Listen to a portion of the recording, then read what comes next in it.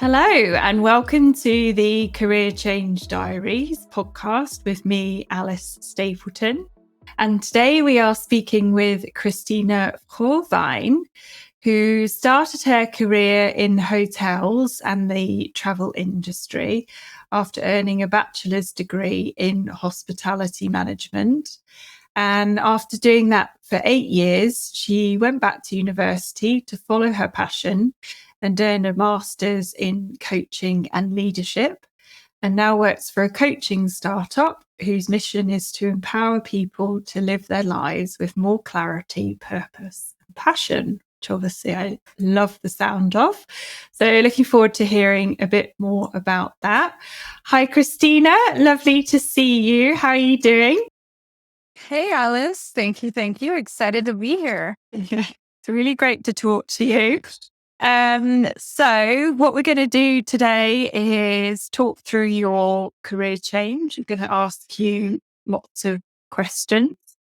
So first of all, tell me a little bit about what you were doing in hotels and the travel industry then. Okay. Yeah. So I think early on when I started, when you're finishing school and you're 17, 18 years old and you're thinking about what am I going to do for the rest of my life? We're probably too young to be making that decision. But back then, I remember thinking what was really important to me was being able to see the world, travel.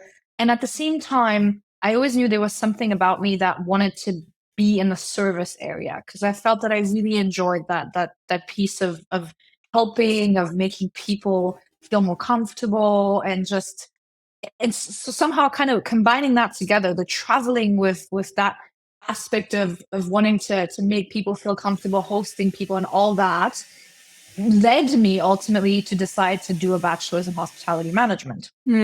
So after I did that for 4 years, the obvious answer was to start working in hotels because that's what everybody does. So I began my first job out of university was in a really nice, luxurious hotel in Dubai in the Middle East. And I did that for about a year and quickly realized that as much as I enjoyed the service aspect of things, I didn't want to be doing that particular job. I didn't want to be in the hotel in that space all the time. The scheduling and the hours were not pleasant. And so I quickly realized that I didn't want to be doing that for the rest of my life, but I did like the aspect of staying in that industry because again, the travel and the service oriented mentality and all that. So after doing that for a year, I then joined a large online travel agent and stayed with them for about 7 years. And in those 7 years, I did different roles, but it was mainly always about being the face of the company to hotels that we're working with hotels. And that then evolved into partnering on the loyalty product of the company and figuring out how to get more loyal, not only customers, but also hotel partners to be more loyal to us as an online travel agent. And that was the remaining. So pretty much half of my tenure was then the last years of at this company were then spent expanding that loyalty program within Europe, the Middle East, and Africa. Okay. So obviously you've mentioned a couple of challenges with what you were doing early on in that career. Can you remember what some of those later niggles or doubts were that got you thinking, I don't know if I want to do this for much longer? So I think they were very similar to the ones that I had later on once we get to the next chapter of my career change. But what it was this. It sounds really odd because I'm not necessarily somebody I think I'm quite a pragmatist when the way I make decisions are very much based on, pro and con, and it's very head focused as opposed to gut or anything like that. But I think in this particular decision, it was just a gut feeling that something was just off. I just wasn't excited. I was at first when I first joined, and then slowly things just started I didn't feel excited anymore. And I think it was the first time where I started kind of connecting with what was going on. And I thought, well, my head is telling me this is the right thing to do because that's what you do. You graduate with a hospitality management degree and then you work in hotels. Like that's just what you do. But I think my instincts or something inside of me was telling me, but it's not pleasant. You're not enjoying this. It's not what you should be doing. And I think eventually what that led me to do is to just start having conversations with people around me. And then some of my closest friends having chats with them and then saying, well, there's a way that you can do a bit of both. There's a way that you can stay in that sector, in that travel space without actually working in hotels.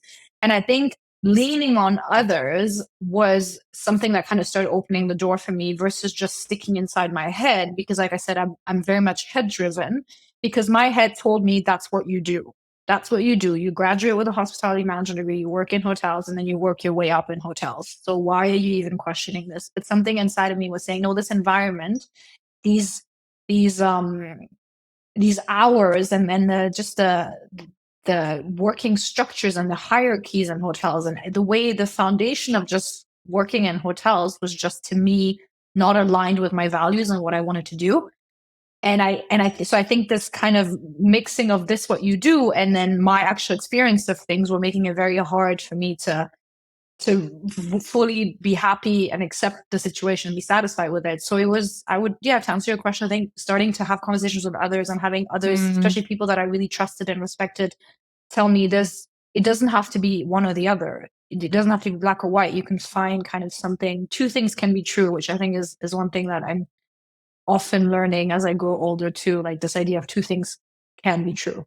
Yeah. And that's such a brilliant point as an aside, really. I think that's something I've learned lately, that we think things are black and white and it's just all in the grey, and we contradict ourselves and we're complete hypocrites half the time. And I think it's getting used to that blend of all of these different things.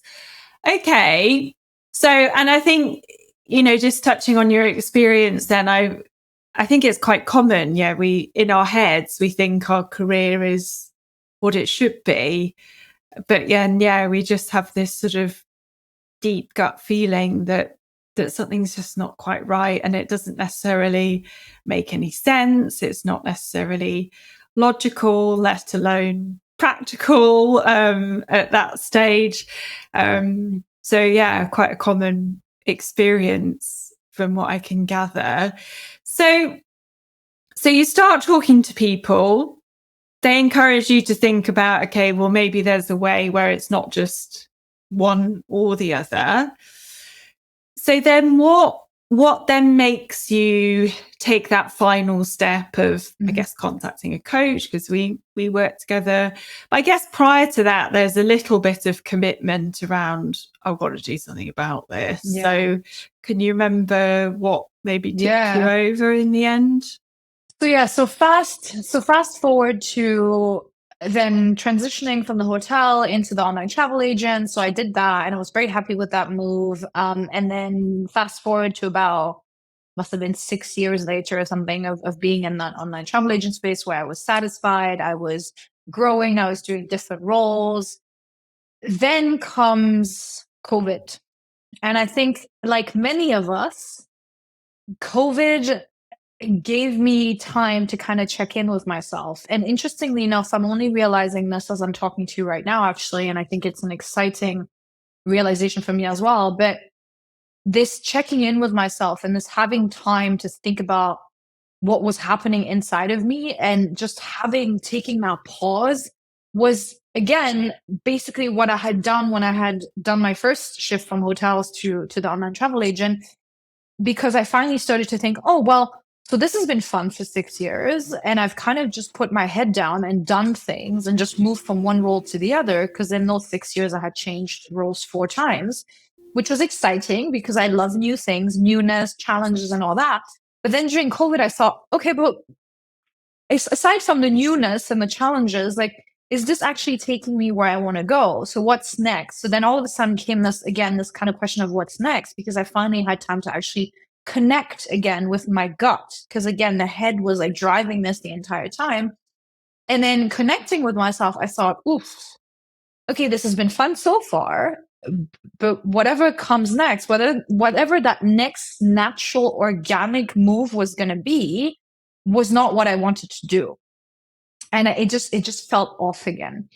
And then once again, a very similar pattern emerged where I started to have conversations. I had conversations with people that I trusted, my friends, my mentor at the company, my own boss who I had a great relationship with. And I said, so what are the next steps for me? Like, how do you see it? And then what was laid out to me, I thought, that just doesn't feel right. And again, because I had all that time during COVID to just sit around at home and like think about all these things, because working in an online travel agent, things quiet down massively during COVID, as I'm sure you can imagine.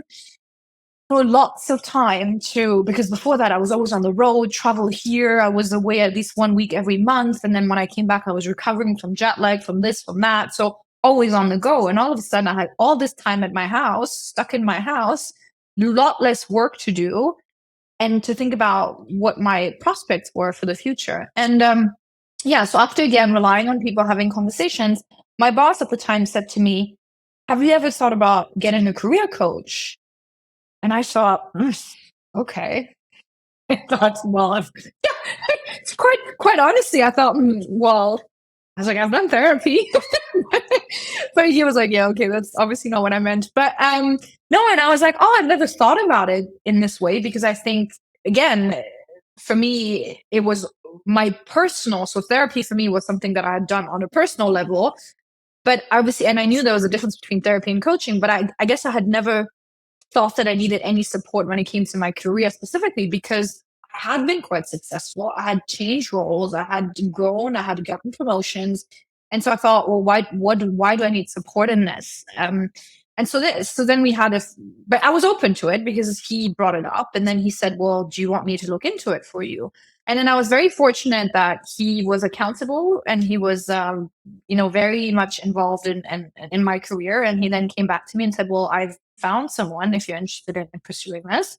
And he said, I think it would be good for you, because he said, I've known you for many years now. And he's like, I know you can do anything you set your mind to, but he said, but maybe you need to figure out what that setting your mind to is, so you can actually do something that feels both right for your heart and your head, I suppose. Mm-hmm. And so, so this is how you and I started working together. Yes. And then this is how the journey started, and the questioning and getting to you. Yeah.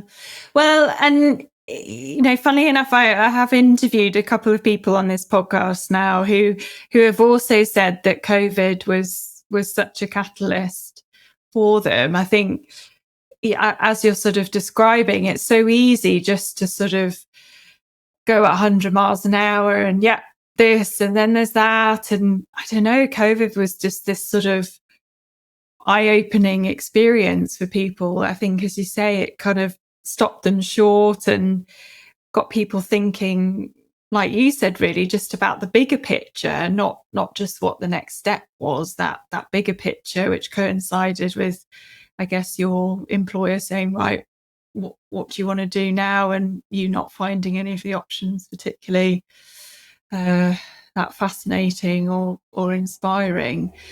Okay. So at that point, then you're thinking about, right, what's next? When you thought about the option of doing something completely different, how did that sit with you at that stage?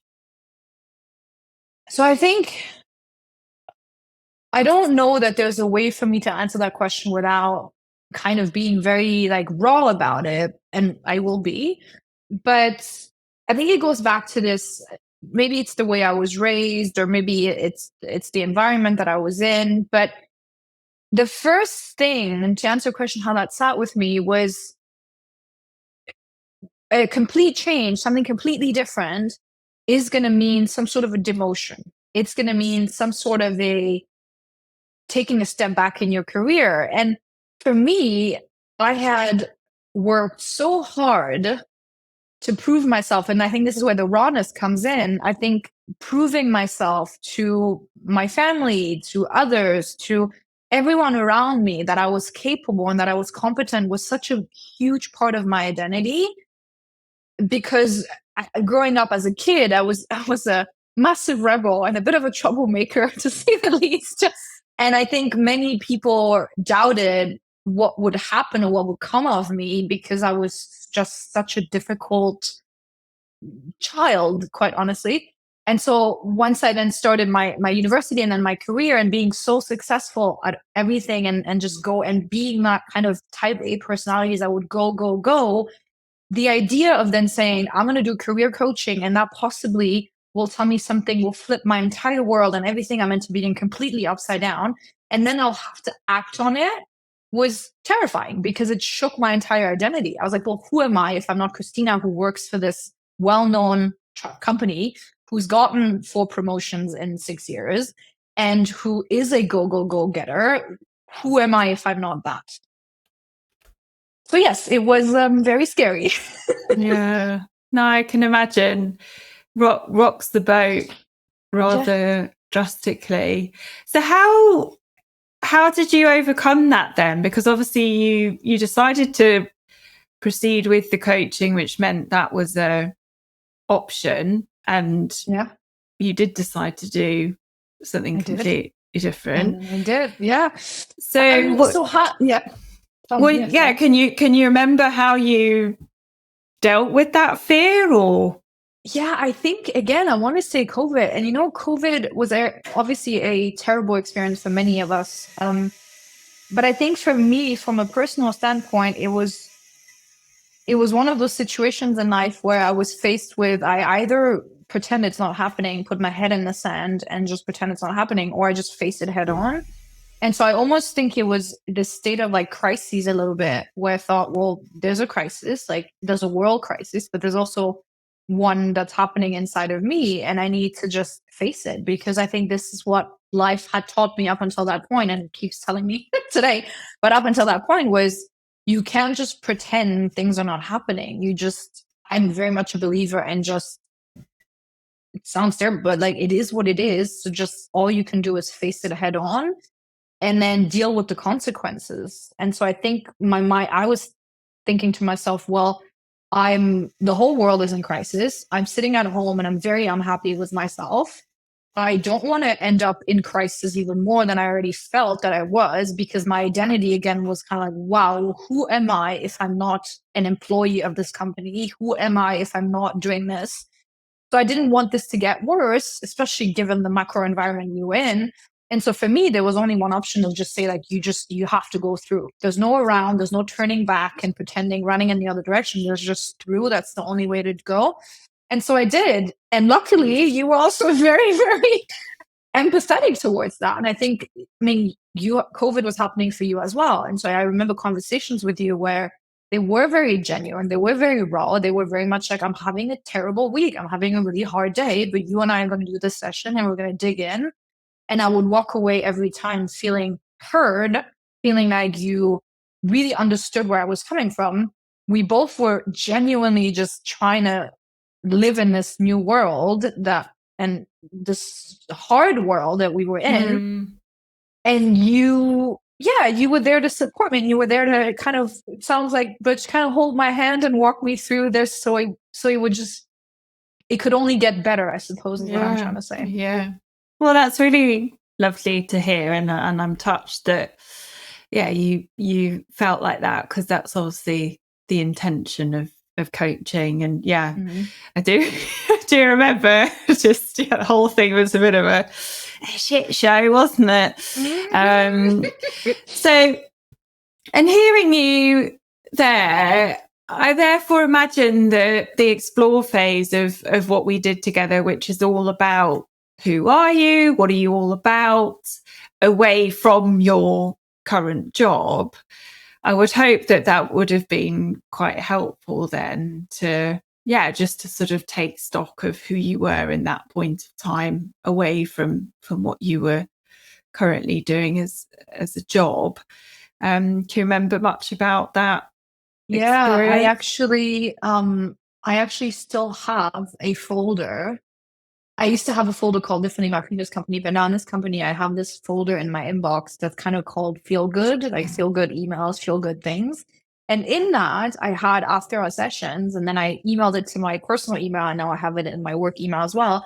I had this screenshot, because one of the exercises that you had asked me to do is you said, go to people, friends, family, or colleagues, but that know you personally, go and ask them what your biggest strengths are. And I remember I'd compiled this for this exercise, and then I had kind of put it together for the, like, to give it to you. And then I screenshotted that, and I have that in my feel good folder, because it's just, sometimes you just need that kind of like, who am I? And to your point, it was just, I remember it was a good mix. It was my best friend. It was my boss at work. It was a colleague that I, felt very close to, but it was also random. I had picked, I think, 2 or 3 other random people that I worked with, but that weren't necessarily like, because I also didn't want people to just make me feel good, just to make me feel good. And so I was trying to get somebody that was a bit more objective as well. And I remember, I think I had like 5 or 6 comments, and they were just, they were all kind of similarly related, whether they were friends and whether they were peers of mine, which was quite nice to see that apparently I'm the same person, whether I'm with my friends or at work. But they were just so helpful, to your point, to answer that question of, because all of the things they were saying, even my boss and people that worked with me, yes, they were things like, she's efficient, but it was more like, I don't even think the word efficient, like that's probably what they meant to say, but it was more words like, she's accountable. She gets the job done. If you don't have to tell her things twice, when she believes in something, she chases it to a fault. And so I think there were very much things that, yes, maybe were a bit more related to projects we'd work with, or work scenarios, but things that for me translated into, she's an accountable human being. She's a reliable human being.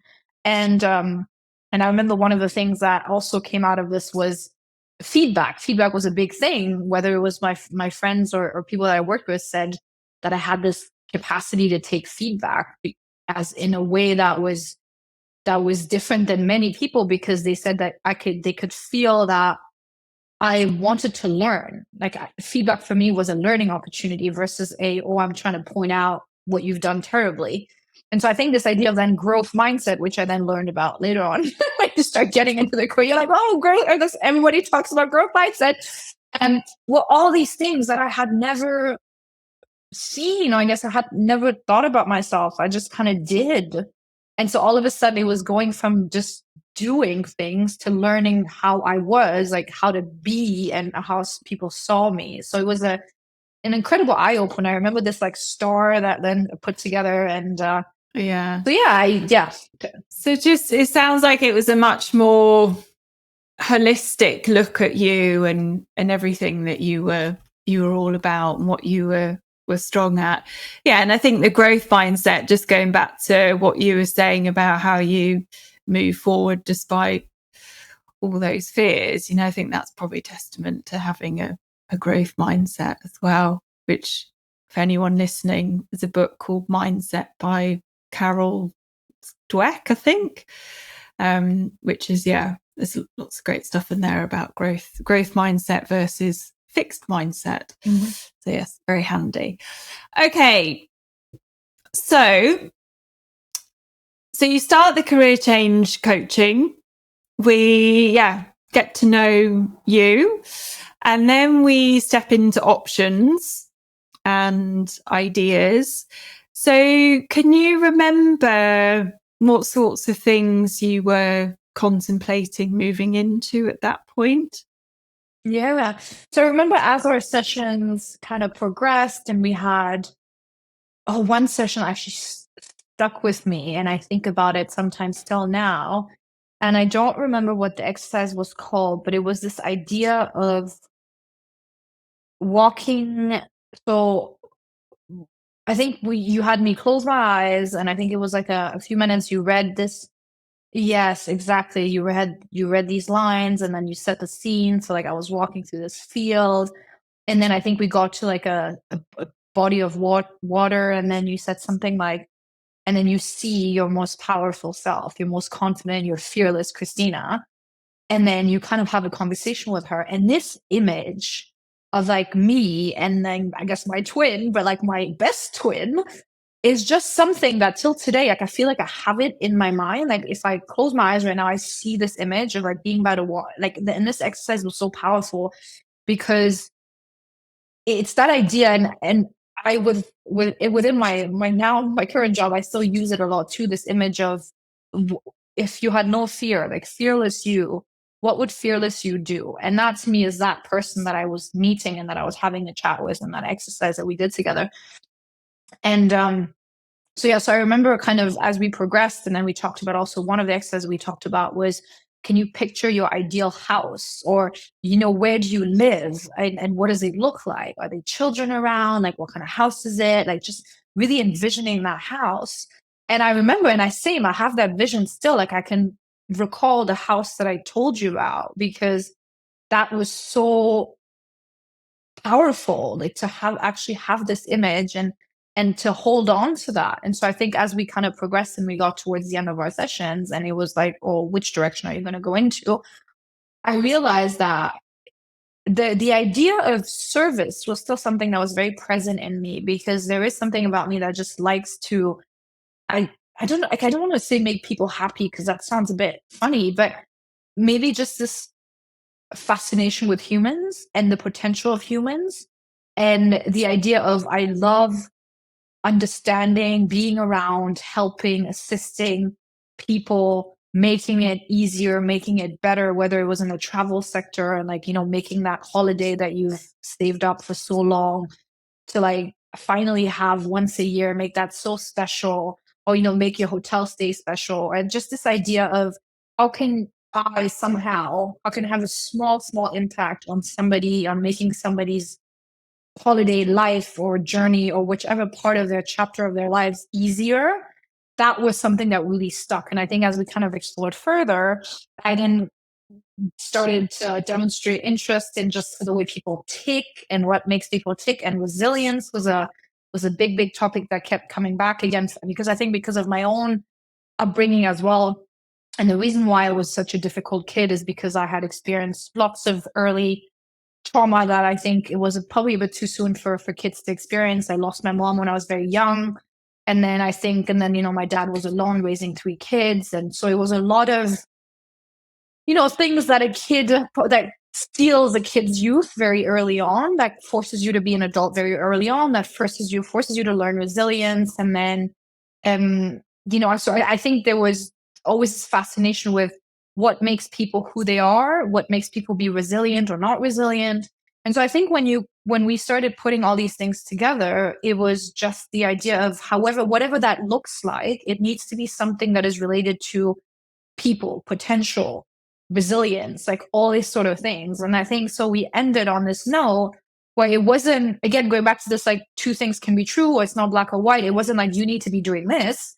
But I think I remember there was like an option, a list of things we had explored of what I could be doing that would be like that. And then we had also used the Myers-Briggs personalities. And I was kind of like, so this is the kind of jobs that you do.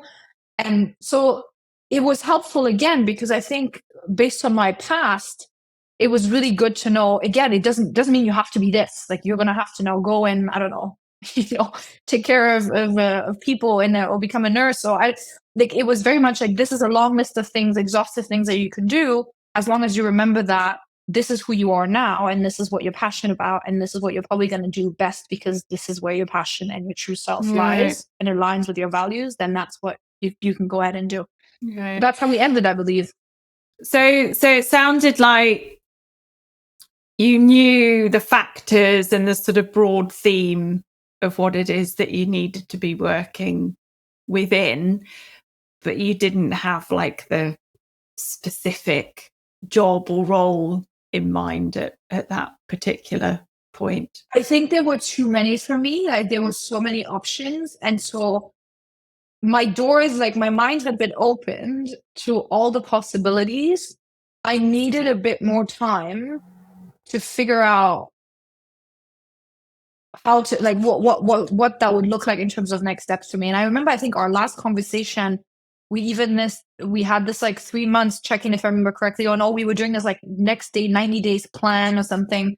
And I remember I struggled a bit with that, because I felt, okay, I have so many options now, but I need to, I don't know if it was my own like insecurities or just, I felt like I needed a bit more time. So I was grateful that I had that time to think about all the possibilities, but I personally needed to have more conversations. Again, relying on my close people to then figure out, or maybe even myself to kind of go inwards a little bit. And given again the environment we're in at this point, it's end of summer 2020. So, COVID is real. COVID is right there. We don't know when it's going to end. And, I think there was still me just kind of saying, oh, this is just too hard right now. I need to deal with the outside environment. Yeah, I need to deal with the macro environment. I need to deal with the news, like turning on the news every day and all these horrible things were happening. And it was, I needed a bit more time. But then I think that little bit more time only took 3 or 4 months until I made my next move. Yeah, because I do remember, we sort of finished working together. I was thinking, oh yeah, well, I wonder what she's going to do. And then I think I saw on LinkedIn that you then posted about starting your master's or something. I was like, yes, there you go. There you go. Exactly. Okay, so tell me a bit about how you did end up then deciding which next step to take. So I think for me, this goes back to the whole trouble with my identity, who was I? And now I knew that I needed to be something different. But so the way I ended up making that decision is I ended up having conversation with my boss again, who I was very, very close to, and his opinion was really mattered to me because I knew that as much as he was my boss, he had financed this career coaching for me. Like he was very invested in my career and in myself. I needed to have more chats with him. I needed to have chats with my own family and especially my father because, different generation. But I think this idea of I'm just going to quit and do something completely different to my father was very much like, that's not how he was raised. Like you needed to provide for yourself. You need to provide for your family. And, sometimes if you're unhappy, you just stick it out and you just kind of push through. And I think this was just his generation, but his opinion, because again, he's the only parent I've had most of my life, was very important. And I didn't really know how to have that conversation with him. And it was important that I had it. And I wanted him to somehow be on board. And I think that took a bit more time. But yeah, so more time. We're only talking about 3 to 4 months, but at the time it felt like it was a lot of time. So was there a little bit of reluctance from him to start with, or was he there was. And I think, but I understand it. I think as you say, just different. Yeah, definitely. And I remember he said to me, he was fully on board for me to do that, but he said, just wait out COVID. He said, why would you do anything right now? Like, why would you change your job right now? During COVID, like people are losing their jobs. This is the worst time for you to be doing that. He said, just wait till COVID's over. I mean, at the time, he had no idea what we're talking about. Oh, is it going to be in 3 months? Is it going to be what? Because in the end, it was about 2 years till it was finally officially really done. And she said, just stick it out. And so then I think the kind of middle ground from that was then I said, okay, I hear you. And I know you that makes sense. I guess I'm a pragmatist from my dad. I guess I get that from my dad. And I was like, is this rational what you're saying? But I said, but something has got to give. Because at that point, 2-3 months had passed. I was very, very unhappy. I remember there were too many emotions, more emotions than I had in a very long time. It was a very sad Christmas holiday or shortly before Christmas. And I just realized something had to change because I just wasn't happy. And as much as I valued people's opinions, I still needed to lead my own life. So the kind of middle ground that I found back then was I said, okay, I know that at this point, I was like, I knew coaching was the direction that I wanted to take. So I said, let me just not maybe just upend everything, quit my job and because obviously you don't just become a coach. I needed to do something about it anyway. So I thought, let me just do both. And so around December 2020, I then signed up. It all happened very quickly. I obviously did a lot of research, but then from the moment I found my degree to actually signing up, I think 2 weeks went by. I signed up, I registered, and then I started in January 2021. And my compromise and kind of like this middle ground for me was I'm going to do both. I'm going to keep working at my company that I was at, and I'm going to do an online master's full time on the side. So that was very ambitious and it was hard. That's gonna be my next question. How did you find doing them together? So I remember when I came back from the Christmas holiday and I had my first one-to-one with my boss, because I had messaged him during the holidays and I'd said, I have some big news. And I said, I'm finally taking a step into the direction that I need to take. And he's like, I'm so happy for you. And then when we had our first one-to-one, I told him, so I have officially started. I'm doing my master's full time. And then he was like, wow. He's like, okay, that was, he's like, I mean, he's like, I knew it was coming, but he didn't realize that over the space of like 2 to 3 weeks of our Christmas holidays, I would come back and I'd be like, I'm a student now again.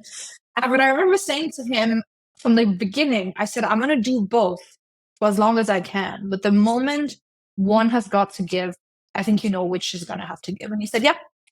And so I did that for about the first quarter. So until end of March, I did my first project and everything. And I got a real feel of how much work it was. And it was obviously it was a lot. I did not have time to do anything other than work in my master's. It was, before work, it was master's. After work, it was master's. On the weekends, it was master's. And so eventually at the end of March, I came back to him and said, okay, something has to give. And I said, this is going to have to give.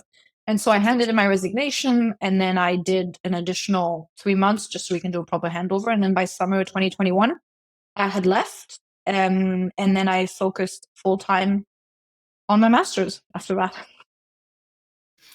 Yeah, it is a lot.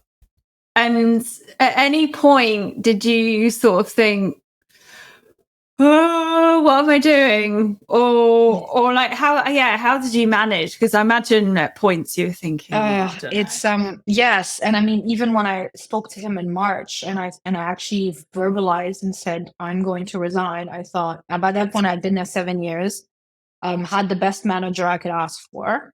And I knew that I was leaving something that was really, really good. So I definitely felt like, why would you do such a thing for something that's, yes, it was a master's, but I also didn't know, I knew it was a master's I was passionate about, and I had amazing grades from the get-go. So I thought, the stars are aligning. Like, if I'm good at this, and the feedback that I was getting from the professors were, things like she's going to make for an incredible coach one day when I would hand in sessions and work on them. So the feedback was so comforting, and so it was validating that I was making the right decision. But at the same time, I thought, I have something so good here. Like, what kind of, I had never heard of anybody around me that had the type of manager that I had, that really cared about me and had invested so much in me and was just really cared about me as a person versus me as the employee. And to leave all of that, and I love the people I work with and all that, I thought, this could be the greatest mistake I'm ever making. But again, I think it had so many decisions I had made in the past had shown me that I really needed to stop just making decisions by what one ought to do or what my head was telling me is the right path. And I just really needed to start kind of finding a way to connect what was happening inside of me, what my head was saying, and just a bit more of like a mixed decision making versus just, this is what you do and this is what my head's telling me to do. So yeah, it was scary, but I kept saying, my gut right now is telling me I need to do this. And I remember when I finally did that resignation letter and I gave it to my boss and I said, I'm leaving on, July 2021. He obviously, we had this conversation. He wasn't surprised. He's like, okay. And then I remember I hung up and I started dancing in my kitchen and I thought, that's it. And I was like, this is it. Like, I literally just got up and I just had this urge to dance. And I thought, wow, it was visceral. Like, it was a visceral feeling of like, I need to dance because this is the right thing. This is the right decision. Oh, amazing. Well, yeah, that's a good sign. That's a very good sign. Yeah. Okay. So if you don't mind me asking, so how did you manage that financially? Because I suppose, masters ain't cheap. You hand your notice in whilst you're still studying. So talk me through how you carried on. Yeah, it's once again one of those lessons in life of relying on others. I think I needed to be okay with the fact that, so first of all, the master's in itself, because I was still working for 6 months until I actually quit, I was able to afford, because I was still getting paid and I had a salary, so I was able to pay that with my salary from my company. But then I think afterwards, it was just this.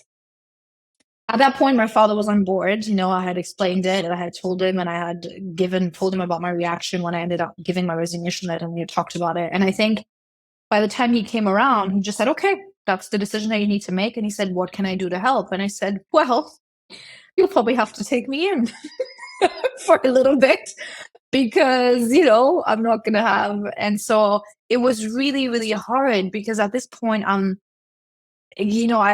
had 8 years of career, been super successful, earned my own money, never asked my dad for anything, and very proud of my success and my promotions, and really just had a good life for a woman at the beginning of her 30s at that point. And then I'm like, well, you might have to take me in. Wait, are you talking about your boss or your dad? My dad. I was going to say, I thought you moved in with your boss. I was like, oh, wow, they really were close. No, my dad. Well, that would make more sense. Yeah. Okay. Yeah. So my dad was like, of course, you have an upstairs area, you do you. And so it was hard because I think, again, based on who I was and the success and how that was so tied to my identity, the idea of now saying I'm going to move in, I'm going to be a student, and I'm going to live at my dad's place, and I'm just basically going to live like a student again after having lived very much unlike a student for a very long time and being proud of being a working woman, was hard. But I think, again, maybe that's where being pragmatic came in handy. I was just like, so what's the alternative? And the alternative was you stay with Expedia, you kill yourself another year while you're doing your master's, and you're very unhappy, and you're just going to have a burnout at the end anyways, because you had to do 2 jobs. And so for me, once I kind of laid out what the alternatives, what the options were, I thought, well, I'm just going to go and be with my dad and finish my master's. And luckily also I have friends spread out across the world because of how I've grown up and where I've lived. And so it was time to say, I'm going to go hang out with them. So I went to spend some time in Kenya with my brother who lives there. So I spent a couple of months in Kenya, I spent a couple of months in Ghana with some friends. So I spent about another year or so being between my dad and visiting my friends and staying in their second bedroom or even on the couch. And they were just really happy to have me around. So it was relying on my network, which was, again, very scary because I think being very independent, you're kind of like, oh, why am I going to go ask people for help? But it takes a village, right? And I think I need to keep reminding myself of that because I often have a tendency to just say I can do everything on my own. But the truth is, every time in my life where things were a bit rocky, I had to rely on my people, and that's how I got through it. Yeah. Well, I think it's such an important thing to learn. And it sounds like yours was a great experience because you realized that, yes, when you can ask for help and you're comfortable asking for help, people really do. Loved it. They're there for you, definitely.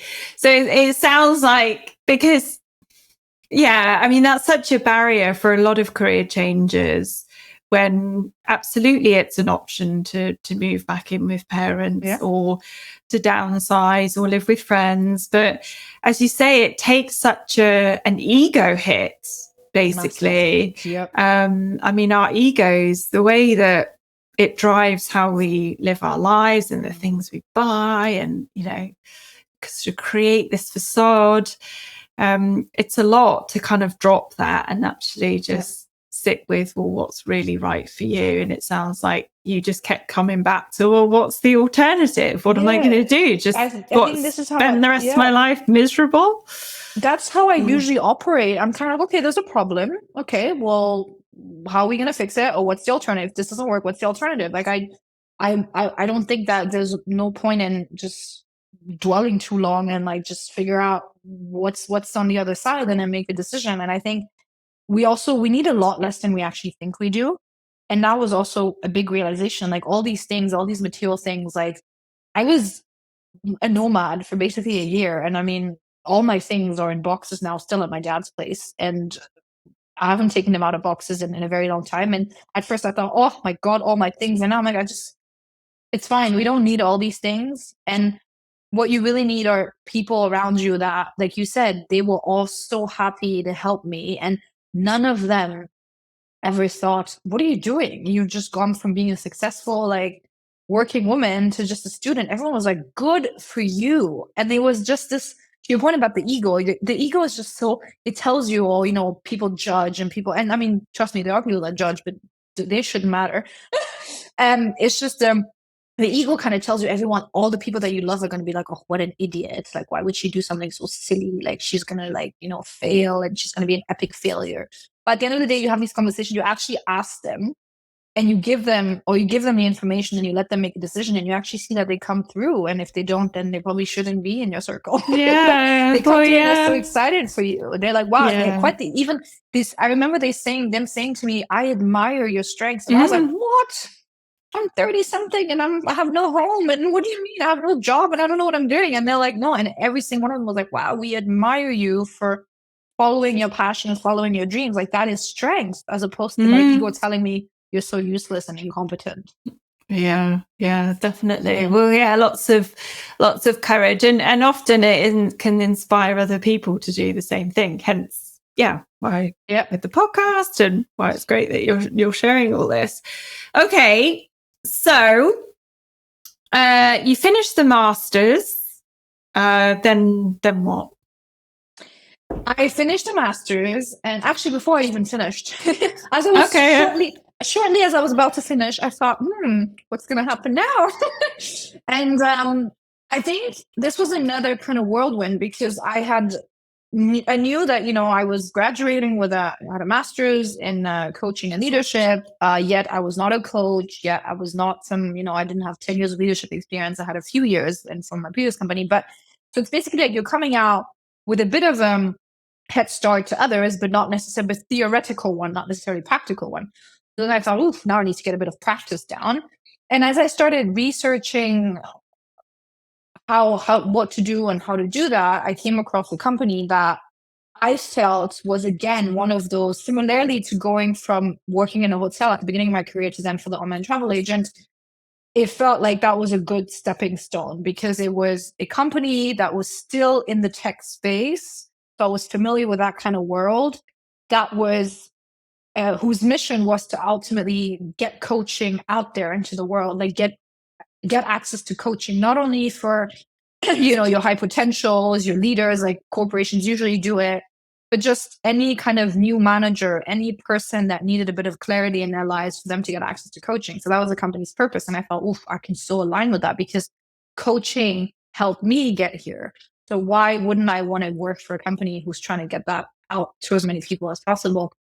And so then another one of those like fateful moments or whatever, I knew somebody that I'd worked with at the previous company who was working for that company, and had a conversation, and one conversation led to another. Next thing you know, I was interviewing, and then a few months later, I was hired. And I remember I said to them, I think at that point I had 2 months of my master's left. I said, I still have 2 months left, and I have a big dissertation going on, and there's all this mess. And I said, you could wait for me for 2 months, or I'm going to start. But and then the good news was the company actually had 2 months of onboarding anyway. So they said, well, for the first 2 months you're onboarding, so all you have to do is read books. And I was like, okay, great. I'm already reading plenty for my dissertation, so I'll just read plenty more. So it was just perfectly aligned that I was able to finish my master's. And by the time I handed in my dissertation, I actually started my first week of actual work. So it was just perfect alignment. And then I ended up at the company that I'm now at. So rewind a little bit. So because people are often quite interested into, how they get roles in something new. So with the connection, was there a role already advertised, or was it a sort of speculative process? Yeah, it was. It was very much what do they call this? There's a term for these chats, not informational chat, informal chat. I don't know. There's informational interviews. Yeah, something like that. Whatever the right term is for that. Yeah, it was just one of those, really just saying, she had posted something on LinkedIn, and I hadn't seen her post or anything from her in a while. And then she had posted that she had just started at this company, and I thought, ooh. And I was like, oh, I've had my eye on them for a while, because there's not that many companies out there that are in the coaching space, at least at scale. And then I thought, ooh, okay. Then I said, hey, let's catch up. And then as we were catching up, I was telling her about my journey and what I was going through, and then I wanted to get into that space. But, I had my eye on certain companies, and I saw that she worked for that company, and if she could tell me a little bit more about them. And then she did. And then at the end, she said, well, actually, I was just hired and I actually am starting to grow my team. And so there's going to be an opening on my team in the next few months. Do you want me to keep you in mind for that? And I said, please. And then we started to just kind of, keep in touch. And next thing you know, she was like, okay, the opening's there. Go ahead and apply. So I did. And then she referred, she made sure that it went on top of the piles with the recruiter. And then, and one thing next to another. Fantastic. Yeah. But I think that's such a positive story, because I think often people are reluctant to reach out to relevant people, and I think it's just a good nudge that those things work and they can. And you know what, Alice, I was the exact same. The number of times people said, oh, just reach out to your network, like just network, use your network. And I remember again, I think it's a personality thing, but you want to be independent. You want to do everything on your own. You don't want people to know that you're looking for a job. You don't want to feel like you owe them anything. Like, I get that so much, but I think it's, again, one of those realizations that I had when I was doing my master's again, and everyone around me was just so willing to help, that people are generally willing to help. And if they're not, they just won't answer. And then you move on and you try something else. Like, you try to reach out to somebody else. But the moment you just ask nicely and say, hey, can I have 30 minutes of your time? I haven't had anybody that said, and even this person, we knew each other from our previous companies, but we weren't close. Like, we literally worked on one project together. And she said, of course you'll have 30 minutes. And then in that chat, she then said, oh, this and that. But nobody that I've ever reached out to and said, even strangers, actually, I've reached out to strangers. I said, hey, what your company's doing sounds amazing. Would you have 30 minutes just to walk me through it? Nobody's ever said no. And, maybe some people have ignored your message, but then you kind of check in again. And then, I think we don't really realize how willing people actually are to help others. And I know when I get reached out to occasionally on LinkedIn for just a random conversations, I'm like, absolutely. It's 30 minutes of my time. Like, sure, I'll give it to you if that can help you. No, it's different.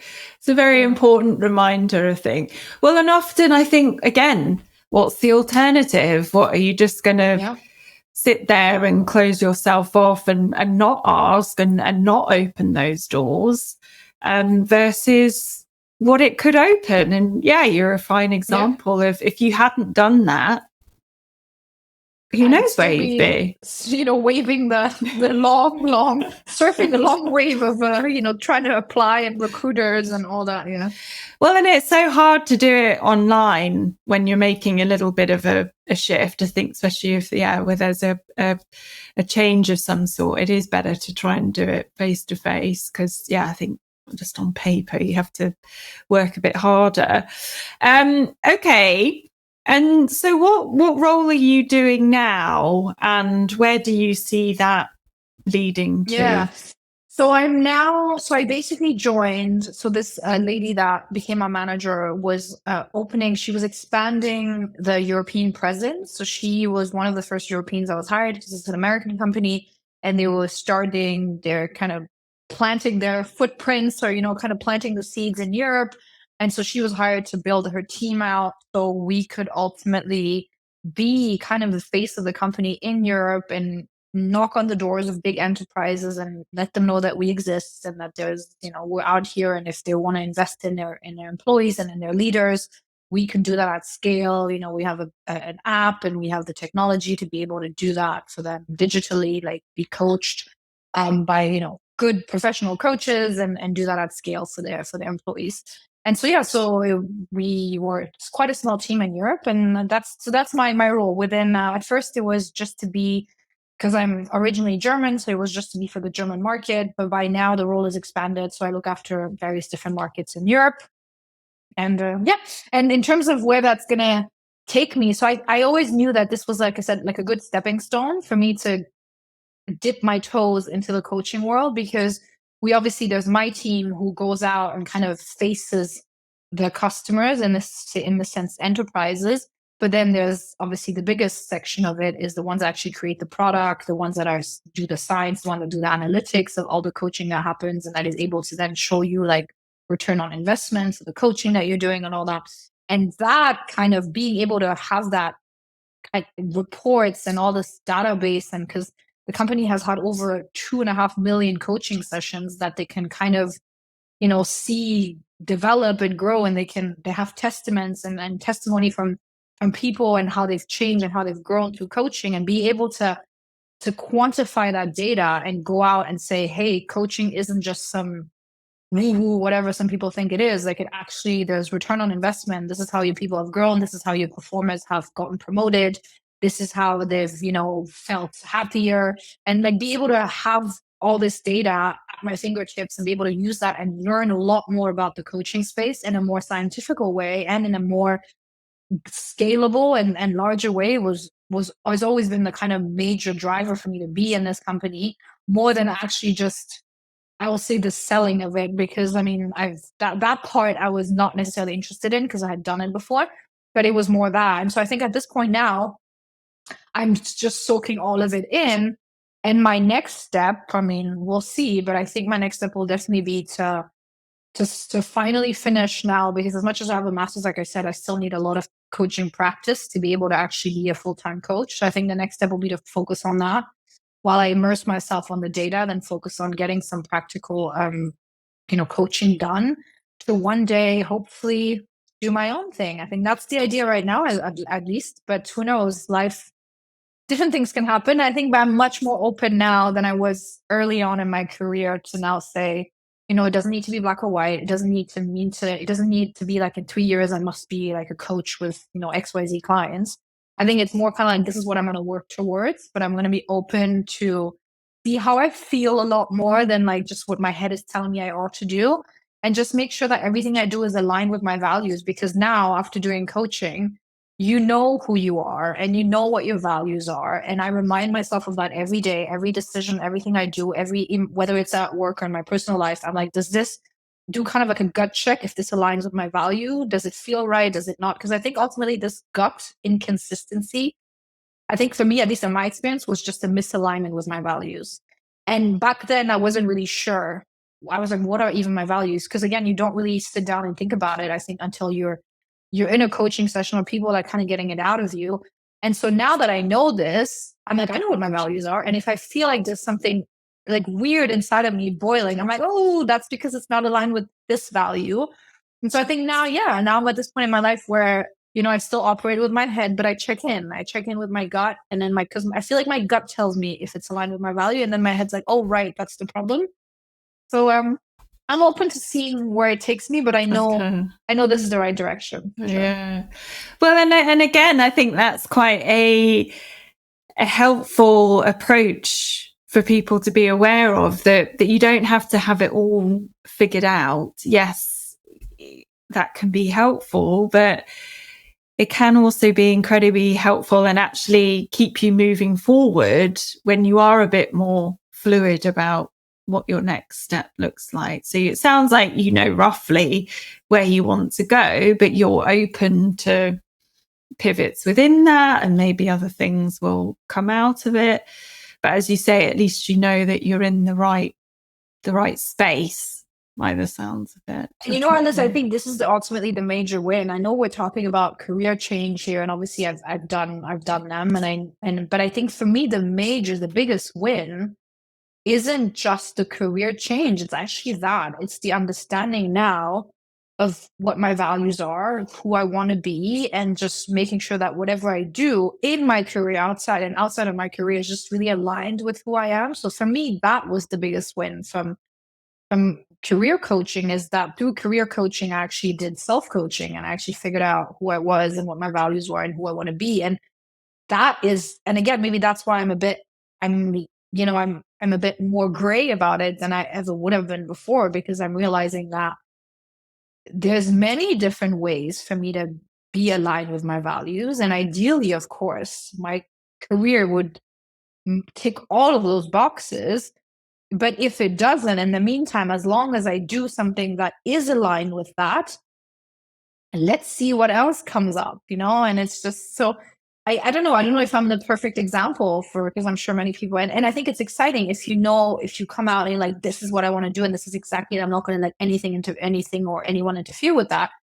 But that just hasn't been my experience in life so far. My experience in life has actually been, the more you are open to these things, again, doing that check, is this opportunity going to make me happy and align with who I'm trying to be? And if yes, then be open to it. If no, then reject it. But that to me that's what life has taught me so far. That a little bit of just staying open-minded to how life can take you on a different tour, and it can be exciting as long as it ultimately makes you feel like you're being you and your authentic self. That was the biggest win for me. Yeah, definitely. Well, and I don't think there is a perfect example, and that's why, hopefully these podcast episodes encourage people to realize that you can do career change in a whole heap of different ways, and as long as you're moving forward, it doesn't really matter what the journey looks like. So be true to yourself, because I think I read once, I don't know if it was I don't know where I read it, but it was something that really resonated with me. It was about, if every day you wake up and you leave your house, or if you're working from home, you kind of start your day and you remind yourself of, let's say, your 3 most important values, then that slowly will start to actually make you less worried about everyone else and what everyone else thinks. And I think so many of us, worry about judgment and what is everyone else going to think and what's society going to say about that. And is this conventional? Is this not conventional? And it's just so exhausting. And the more you kind of like hone in on every morning a reminder, hey, these are my top 3 values. And as long as everything that I do today is aligned with that, then who cares about everyone else? I don't have the energy to think about what everyone else thinks. And more you start to get away from what I think is, personally for me, very draining. I don't have that much time or energy to be investing in what other people are going to think. I don't want to anymore. I think I spent a lot of my 20s doing that. I don't want to do that anymore. It's exhausting. And what for? Because why would I care about somebody else's opinion? I need to live that life. And so this kind of tactic that I read, I actually do it now, where every morning I wake up, before I do anything, I'm like, okay, 3 values. Anything I do today, as long as it's aligned with that, everyone else, and everyone can come at me and tell me whatever. I'm just like, it's okay, because I was true to my values and I was true to myself. Yeah. And for me, that is just the golden recipe. Yeah, definitely. No, it's great advice. The sort of North Star for each of us, by the sounds of it. And yeah, it does just kind of keep you on track. And that phrase of stay in your lane, I think, is just so helpful. It doesn't really matter what everyone else is doing, just stay in your path. What is it? Okay. Is a thief of joy? I think it was Brene Brown that said something like that. Competition is a thief of joy, or something like that. Or comparison. Comparison. Comparison is a thief of joy. So true. It's very true. Very true. Okay. Well, thank you very much. I think that's been really helpful. And I think you have given some great pieces of advice throughout this chat anyway. But if you were to give one key piece of advice, maybe to other people who are on the fence about changing career, and maybe similar fears, doubts to maybe what you had way back when.